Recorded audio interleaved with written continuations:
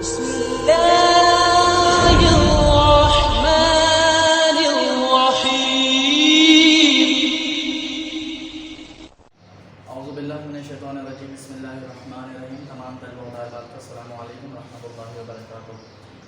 آج رمضان پروگرام کا جو ہمارا سیشن چل رہا ہے اس کا جو 7واں دن ہے، اور آج جو ہم پڑھیں گے وہ نجاست کے احکام ہے اور دوسرا ٹاپک وضو کے احکام۔ کل جو ہمارا چھٹا دن تھا اس میں ہم نے تکلیف کے بارے میں پڑھا تھا کہ تکلیف کیا ہوتی ہے، تکلیف کیسے ہوتی ہے، تکلیف کس کی ہوتی ہے، تکلیف ہمارے لیے کیوں ضروری ہے، یہ سب ہم نے کل پڑھا تھا۔ اور آج ہم جیسے میں بتایا کہ نجاست کے احکام اور وضو کے احکام ہمارا ٹاپک ہے، تو اس کو ہم لے کے کریں گے، ٹھیک ہے۔ تو کتاب سے شروع کرتے ہیں، بسم اللہ الرحمن الرحیم۔ نجاست کے احکام سب سے پہلے بتا رہے ہیں کہ نجاست ہوتی کیا ہے۔ نجاست سے مراد وہ چیزیں ہیں جو بذات خود نجس ہیں، اور اگر وہ تر ہوں، تر مطلب گیلی ہوں، تر یہ والا جو ہے تر، اس کا مطلب ہے گیلا، گیلا، ٹھیک ہے۔ تر مطلب گیلا، مطلب جو ہے ویٹ۔ اگر وہ تر ہوں اور کسی پاک چیز کو لگ جائیں، یا اگر وہ خشک ہوں لیکن کوئی پاک اور گیلی چیز ان سے لگ جائے تو وہ پاک چیز نجس ہو جائے گی۔ بعض نجاستیں جن سے ہمارا روزمرہ کا واسطہ پڑتا ہے وہ یہ ہیں، جن سے ہمارا روزمرہ کا واسطہ پڑتا ہے جو مطلب نجس ہے باقاعدہ، کہ اگر وہ کسی جو ہے وہ گیلی، اگر وہ گیلی ہوں اور وہ خشک پاک چیز سے، کسی کوئی پاک چیز ہے مطلب وہ لیکن خشک ہے، اس سے اگر لگ جائیں تو وہ پاک چیز بھی نجس ہو جائے گی، اور اگر یہ خشک ہیں اور کوئی گیلی پاک چیز ان سے لگ جائے تو وہ نجس ہو جائے گی، ٹھیک ہے۔ سب سے نمبر 1 پہ ہے پیشاب اور پخانہ کے احکام، جو یورین اور اسٹول کے احکام۔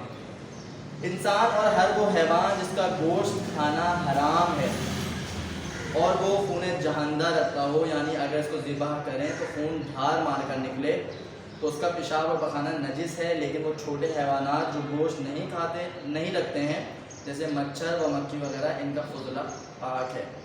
اس میں کہہ رہے ہیں کہ انسان اور ہر وہ حیوان جس کا گوشت کھانا حرام ہے اور وہ خون جہندہ، ایک تو انسان، حالانکہ انسان جو ہے وہ انسان کا گوشت حرام ہے، خون جہندہ رکھتا ہو، یعنی ایک تو وہ ان کا گوشت کھانا حرام ہے، انسان اور ہر وہ حیوان جس کا گوشت کھانا حرام ہو ان کا پیشاب اور پخانہ نجس ہے، اور وہ جو خون جہندہ رکھو کہ اگر ان کو ذبح کیا جائے تو ان سے ان کا جو خون ہے وہ دھار مار کے نکلے، یہ پہچان ہوتی ہے خون جہندہ رکھنے والوں کی، ٹھیک ہے۔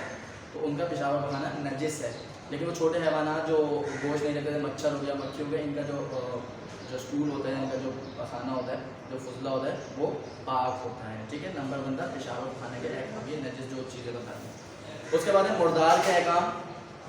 خون جہندہ رکھنے والے حیوان کا مردار نجس ہے، خون جہندہ رکھنے والے حیوان کا مردار نجس ہے۔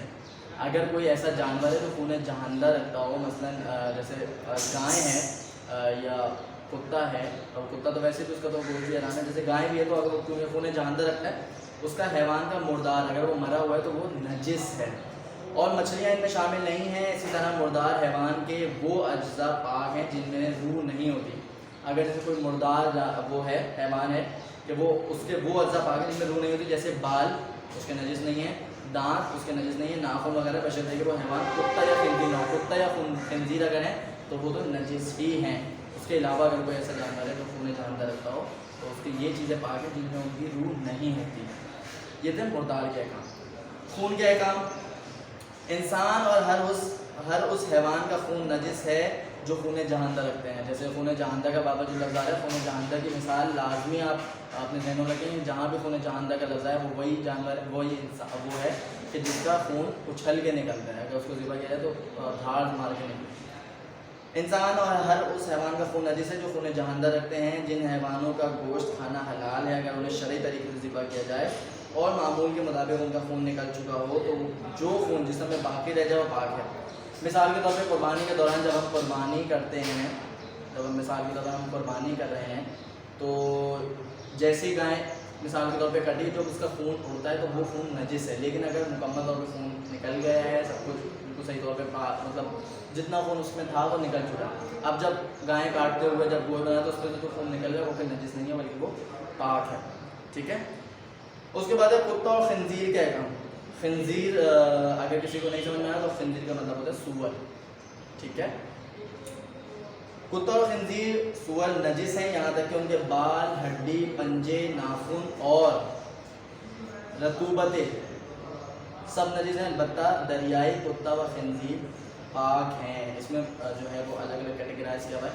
جو خشکی والے جو کتا و خنزیر ہیں وہ ان کا جو ہے ساری چیزوں کی نجس ہیں, بھلے وہ ناخن ہوں, بال ہوں, یا ان کا جو بھی ان کا ہڈی وغیرہ, ناخن, بال, پنجے وغیرہ بھی ان کے نجس ہیں, اور ان کی تمام رطوبتیں جو یورین اور اسٹول وغیرہ وہ سب ان کا نجس ہے. البتہ دریائی, اگر کوئی دریا کے کتے ہیں اور وہ خنزیر ہیں تو وہ پاک ہیں. کافر کے احکام. کافر کا سارا بدن, اس کے تمام اجزاء اور رطوبتیں نجس ہیں. اگر کسی نابالغ بچے کے ماں باپ, دادا اور دادی سب کافر ہوں تو وہ بچہ بھی نجس ہوگا, لیکن اگر ان میں سے کوئی ایک بھی مسلمان ہو تو وہ بچہ پاک ہوگا. اس میں دیکھنے والی چیز یہ ہے کہ جو کافر جو ہے, اب کافر کون کون ہوتا ہے اسے نیچے ہمیں آ رہا ہے پتہ بتائیں گے کافر ہوتا کون کون ہے, تاکہ ہم اس کو آئیڈینٹیفائی کر سکیں کہ کون کون کافر ہے. اگر وہ شخص کافر ہے تو اس کو کافر جاننے کے بعد اس کی ایک تو وہ پورا اس کا بدن نجس ہے, ٹھیک ہے. اگر مثال کے طور پہ آپ ہاتھ گیلا اور اگر آپ اس کو ہاتھ ملا دیں تو آپ نجس ہو گئے, اگر وہ گیلا اور آپ کو ہاتھ لگا دیں تو آپ نجس ہو گئے, اور اس کی جتنی بھی رطوبت ہیں وہ نجس ہیں. اگر کسی نابالغ بچے کا, اگر کوئی بالغ نہیں ہے بچہ, اگر بالغ نہیں ہوا ہے, اگر لڑکی ہے وہ 9 سال کی نہیں ہوئی, اگر لڑکا 15 سال کا نہیں ہوا, اور بالغ بچے کے ماں باپ, دادا دادی سب کافر ہوں, اگر اس کے ماں باپ, دادا دادی سب کافر ہیں تو وہ بچہ بھی نجس ہوگا. لیکن اگر اس میں سے کوئی ایک بھی مسلمان ہے تو وہ بچہ پھر پاک ہوگا. اچھا, ابھی جیسے میں بتا دیں کافر کون ہے, ہم کس طرح پہچانے کافر کون ہے. ہم تو یہ سمجھتے ہیں کہ جو خدا کو نہیں مانتا وہ کافر ہوتا نہیں. اس میں ساری ڈیٹیل دی گئی کافر کون ہے. نمبر 1 پہ ہے دہریہ, جو خدا کے وجود کا انکار کرنے والا ہو, کہ جو کہتا ہو کہ خدا ہے ہی نہیں, کوئی ہے ہی نہیں, یہ دنیا بس ایک جو سائنس کہتی ہے کہ وہ ایک بم پھٹا اور پوری دنیا کو بنا گئی, اگر وہ یہ کہتے ہیں اور وہ خدا پہ ایمان نہیں رکھتے تو وہ کافر ہیں. نمبر 2 مشرک, جو خدا کی ذات, صفات یا عبادت میں کسی کو شریک کرے یا ایک سے زیادہ خدا پر ایمان رکھے, بت پرستی, ستارہ پرستی یا حیوان پرستی کرنے والا بھی مشرک ہے. نمبر 3 کسی بھی نبی یا آسمانی کتاب کا انکار کرنے والا ہو, اگر وہ کسی کی نبی کی کتاب کا انکار کرے, کوئی بولے حضرت موسیٰ پہ کتاب نازل نہیں, کوئی کہے حضرت عیسیٰ پہ نازل نہیں, تو وہ بھی کافر ہے. نمبر 4 رسول اکرم کو خاتم النبیین یعنی آخری نبی تسلیم نہ کرنے والا, اگر کوئی کہے کہ نبی آخری نہیں تھے بلکہ ان کے بعد بھی نبی آئیں گے تو وہ شخص بھی کافر ہوگا, اگر اس کا ایسا ایمان ہے. نمبر 5 غالی, جو معصومین علیہ السلام یا کسی اور کو خدا یا اس کا شریک کرا دیں گے. اگر کوئی معصومین علیہ السلام کو جو ہے وہ خدا کا باقاعدہ وہ لقب دے رہا ہے اور اس کے ذہن میں یہ ہے کہ یہی خدا ہیں اور انہیں یہی سب کچھ کرنے والے ہیں, تو وہ بھی کافر ہے. اس شخص سے باقاعدہ ہمیں جو آج کل جو ماحول چل رہا ہے, اگر ہم دیکھیں کہ بہت ساری ایسی چیزیں جو ہو رہی ہیں کہ باقاعدہ ان کو جو ہے اتنا مطلب اس طرف لے کے جایا جا رہا ہے, بلکہ حالانکہ معصومین جو ہے خود انہوں نے کہا کہ ہمیں آگے, مولا علی نے کہا کہ ہمیں آگے بڑھانے والا بھی جو ہے وہ خسارے میں, اور ہمیں ہماری فضیلتوں سے پیچھے رکھنے والا بھی خسارے میں, بلکہ ان کا جو مقام ہے اس پہ رکھا جائے. تو اس میں کہہ رہے ہیں کہ غالی کون ہے, جو معصومین علیہ السلام یا کسی اور کو خدا یا اس کا شریک قرار دے تو وہ بھی کافر ہے. اس سے ہاتھ ملانا اس سے نجس ہے, وہ نجس ہے, ٹھیک ہے. نمبر 6 ہے ناسبی, اہل بیت سے دشمنی رکھنے والا یا انہیں برا بھلا کہنے والا, وہ بھی کافر ہے. نمبر 7 نصیری, جو حضرت علی علیہ السلام کو نعوذ باللہ خدا مانتے ہیں, جو کہتے ہیں کہ مولا علی کو خدا کہتے ہیں, نعوذ باللہ, وہ بھی کافر ہیں. اگر آپ کو یہ پکا پتہ چل جائے کہ یہ واقعہ مل جائے کہ ہاں یہ ہے, ان کا اعتقاد یہ ہے, تو واضح ہو جائے اگر وہ اعلان یہ کام انجام دے رہا ہو اور یہ کہے کہ میں جو مولا علی کو نعوذ باللہ خدا مانتا ہوں, تو اس سے وہ کافر ہے اور وہ نجس ہے, ٹھیک ہے, اس کا پورا بدن نجس ہے. اس کے بعد پھر آتے ہیں شراب کے احکام. شراب اور ہر وہ چیز جو انسان کو مست کر دے یعنی نشہ آور ہو اور ذاتی طور پر بہنے والی مایا ہو, نجس ہے. شراب اور ہر وہ چیز جو انسان کو مست کر دے یعنی نشہ آور ہو اور ذاتی طور پر بہنے والی ہے, مطلب لیکوڈ ہو, تو وہ نجس ہے. لیکن اگر بھنگ یا چرس کی طرح خشک ہو یعنی بہنے والی نہ ہو تو پاک ہے, البتہ سے کھانا پینا حرام ہے. مثلاً یہ کہ مثال کے طور پر اگر شراب ہے اور وہ آپ کو اگر آپ کے ہاتھوں پہ بھی لگ گئی تو وہ نجس ہے. لیکن اگر بھنگ وغیرہ ہوتی جو خشک ہوتی تو وہ آپ ویسے تو پاک ہے, لیکن اس کا پینا اور کھانا وہ حرام ہے, ٹھیک ہے.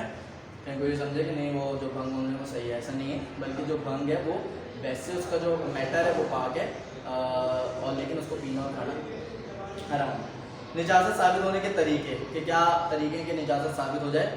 نمبر 1 انسان کو خود یقین ہو جائے کہ فلاں نجس ہے. مثال کے طور میں ایک چیز دیکھ رہا ہوں کہ اس پہ نجاست لگی ہے تو وہ نجس ہو گئی. نمبر 2 جو چیز کسی کے استعمال میں ہے وہ کہے کہ نجس ہے تو نجس سمجھا جائے گا. مثلا نوکر اپنے زیر استعمال چیز کے بارے میں کہے کہ نجس ہے. اگر کوئی शख्स है, नौकर है, वो उसके ज़रिए इस्तेमाल में कोई कपड़ा है और वो उसको वो ये कहे कि ये नजिस है, तो हमें यकीन करना चाहिए कि वो नजिस है। नंबर 3, 2 आदिल मर्द हैं कि फलां चीज़ नजिस। अगर आपके नज़दीक कोई ऐसा दो शख्स ऐसे हैं जिसको आप समझते हैं कि वो आदिल हैं और वो अगर कहें किसी चीज़ को ये नजिस है, तो आपके लिए वो नजिस है। जिस चीज़ के बारे में शक हो, इसमें सवाल जवाब के उससे दिया हुआ सवाल, जो चीज़ पहले से नजिस थी अब शक हो कि पाक हुई या नहीं, तो वो नजिस है। जो चीज़ पहले से नजिस थी और उसमें शक हो रहा है कि पाक हुई या नहीं हुई, तो वो नजिस है। और जो चीज़ पहले पाक थी अब शक हो रहा है कि नजिस है या पाक है, तो वो पाक है। ठीक है। नजिस चीज़ की तरी अगर पाक चीज़ को लग जाए, ये शायद पहले भी आ चुका है, अगर दोनों या उनमें से एक इस तरह तर हो कि इसकी तरी दूसरी चीज़ को लग जाए, तो पाक चीज़ नजिस हो जाएगी। लेकिन अगर तरी इतनी कम हो कि दूसरी चीज़ को ना लगे, तो फिर पाक चीज़ नजिस नहीं होगी। अगर जैसे हमने बताया कि अगर कोई नजिस चीज़ ऐसी है या दोनों में से कोई एक, जो मिसाल के अगर नजिस चीज़ और कोई जो पाक चीज़ है उतनी तर है तो उस पर लग जाए तो वो नजिस हो जाएगी। लेकिन अगर इतनी तरी ना हो कि वो ना लगे, तो फिर वो पाक रहेगी।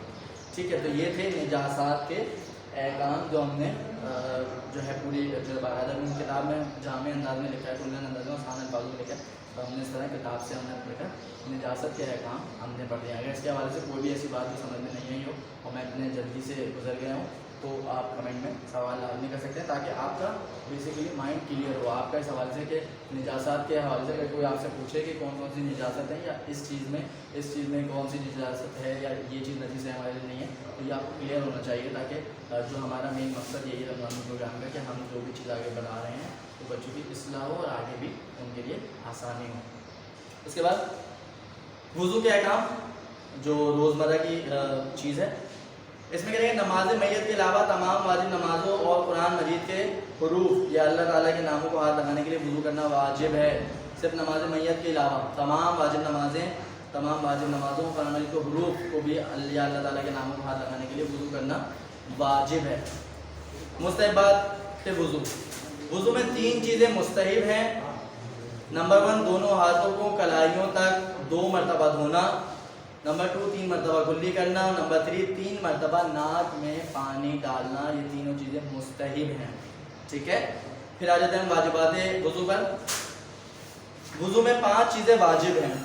कौन कौन सी? नंबर 1, नियत करना, यानी मसलन वुज़ू करता हूँ नमाज के लिए वाजिब कुर्बतन इल्लल्लाह, वुज़ू करता या करती हूँ नमाज के लिए वाजिब कुर्बतन इल्लल्लाह, ये नियत करना वाजिब है। अगर आपने बगैर नियत के वुज़ू कर लिया, नमाज पढ़ ली, तो आपका वुज़ू नहीं है, तो फिर आपकी कोई भी इस वुज़ू से की जाने वाली इबादत वो कारआमद नहीं है। ठीक है। नंबर 1, नियत करना। नंबर 2, चेहरे को धोना, पेशानी पर बाल उगने की जगह से थोड़ी तक और चौड़ाई में बड़ी उंगली और अंगूठे के दरमियान की चौड़ाई के बराबर 1 मरतबा धोना वाजिब, जबकि 2 मरतबा धोना मुस्तहब है। मुस्तहब है कि एक कान की लौ से दूसरे कान की लौ तक धोए। कहने का मतलब है कि जो बाल उगने की जगह होती है हमारे, जैसे ये माथा है, ये आपसे हमारे बाल उगने की जगह, तो यहाँ से लेकर जो है वो थोड़ी तक, ये जो थोड़ी होती है यहाँ तक, और ये जो बीच वाली फिंगर होती है जो सबसे बड़ी होती है, यहाँ से अंगूठा के जितनी भी चौड़ाई आ रही है, इस अंदाज में हमने जो है अपने हाथ से यूँ फेरना है। ठीक है। और बेहतर ये कि एक कान से लेकर दूसरे कान तक हमारी चौड़ाई और लंबाई हमारी बाल उगने की जगह से थोड़ी तक हो। पहली दफ़ा में मिसाल के तौर पर हमने पानी लिया और एक दफ़ा में अगर धो लिया और हमें यकीन हो गया कि हमारा जो है ये पाक हो गया, तो हमारी ये वाजिब है, पहली दफ़ा धोना वाजिब है, और जबकि दूसरी मरतबा धोना मुस्तहब है। कौन कौन सी चीज़ें हो गई? नियत करना और चेहरे को धोना। नंबर 3, दोनों हाथों को धोना, कोनियों से कुछ ऊपर से उंगलियों के सिरों तक 1 मरतबा धोना वाजिब और 2 मरतबा धोना मुस्तहब है। जो कोनी होती है, कोनी से थोड़ा सा ऊपर एहतियात के तौर पे आप यहाँ से धोएंगे, और हाथों की उंगलियों के पोर्स तक, ये जो हैं यहाँ तक हमने धोना है। पहली दफ़ा में धोना वाजिब और दूसरी दफ़ा धोना मुस्तहब है, लेकिन तीसरी दफ़ा धोना वुज़ू को बातिल कर देगा। ठीक है। तो ये भी वाजिब है। फिर चौथा है सर का मसा, सर के अगले हिस्से का मसा करना, जो भी हमारा अगला हिस्सा है उसमें जो है उसके तरीक़ेकार हैं, जो जिस तरह करता है, बहुत सारे ऐसे लोग भी करते हैं, ऐसे लोग करते हैं। बस इतना करना कि बाल सर में जो है तरी जो है महसूस हो कि तरी आ रही है। ठीक है। लेकिन इतना ना करना कि वो जो है चेहरे के पानी से मिल जाना। अगर आपके सर के मसे का पानी चेहरे के पानी से मिल गया तो आपका वुज़ू बातिल है। ठीक है। और नंबर 5, पाँव का मसा, पाँव की उंगलियों के सिरों से लेकर उभरी हुई जगह तक, जो हमारे ऊपर उभरी हुई जगह होती है वहाँ तक जो है पैर की उंगलियों से लेकर वहाँ तक हमने फिर मसा करना है। 5 चीज़ें हमारी वुज़ू में वाजिब है और 3 चीज़ें मुस्तहब हैं। मुस्तहब कौन कौन सी? दोनों हाथों का कलाइयों तक धोना, कुल्ली करना और नाक में पानी डालना। اور واجب کون سی چیزیں؟ نیت کرنا، چہرے کو دھونا، ہاتھوں کو دھونا، سر کا مسح اور پیر کا مسح، یہ ہمارے تھے وضو کے احکام. اس میں ہم نے بتایا کہ جو مستحبات ہیں اور واجبات ہیں. تو اس طرح ہمارا نجاست کے احکام اور وضو کے احکام کا ٹاپک کمپلیٹ ہوتا ہے. اگر اس حوالے سے کوئی بھی سوال ہو تو کمنٹ باکس میں کر سکتے ہیں. انشاءاللہ کل جو ہے ہم وہ جو ملیں گے انشاءاللہ کل کی ڈیز میں، تو پھر ہم غسل کے طریقے ڈسکس کریں گے. والسلام علیکم ورحمۃ اللہ وبرکاتہ.